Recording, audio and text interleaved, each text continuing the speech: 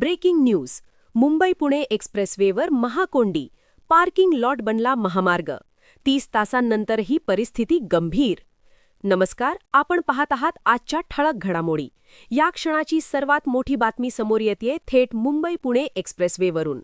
गेल्या 30 तासांपासून या महामार्गावर वाहनांच्या लांबच लांब रांगा लागल्या असून हजारो प्रवासी अडकून पडले आहेत. एका गॅस टँकरच्या अपघाताने संपूर्ण राज्याची लाईफलाईन ठप्प झाली आहे. ठळक मुद्दे जे तुम्हाला माहीत असायला हवेत. कुठे झाला अपघात? खालापूर जवळील आडोशी बोगद्यापाशी मंगळवारी संध्याकाळी 5च्या सुमारास प्रोपेलिन गॅसने भरलेला टँकर उलटला. का रखडली वाहतूक?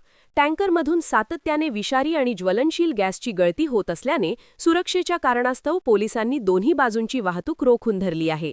वाहनांच्या 25 ते 30 किलोमीटर रांगा.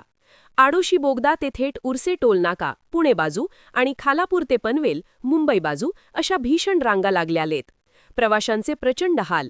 लहान मुले, वृद्ध आणि रुग्णवाहिका गेल्या 24 ते 30 तासांपासून अन्न पाण्याविना महामार्गावर अडकले आहेत.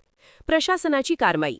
एनडीआरएफ आणि बीपीसीएलचे पथक घटनास्थळी दाखल झाले असून गॅस दुसऱ्या टँकरमध्ये शिफ्ट करण्याचे काम युद्ध पातळीवर सुरू आहे. सध्याची स्थिती लाईव्ह अपडेट. प्रशासनाने दिलेल्या ताज्या माहितीनुसार पुण्याकडून मुंबईकडे जाणारी एक लेन आणि मुंबईकडून पुण्याकडे जाणारी एक लेन आता संथ गतीने सुरू करण्यात आली आहे.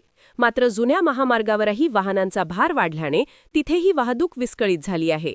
प्रवाशांसाठी फ्लॅश सूचना. 1. प्रवास टाळा. आज रात्रीपर्यंत तरी एक्सप्रेसवेवरून प्रवास करणे टाळा. 2. पर्यायी मार्ग. मुंबईला जाण्यासाठी रेल्वे हा सध्या सर्वात सुरक्षित आणि जलद पर्याय आहे. 3. टोल माफीची मागणी. संतप्त प्रवाशांनी सोशल मीडियावर टोल माफीची मागणी लावून धरली आहे.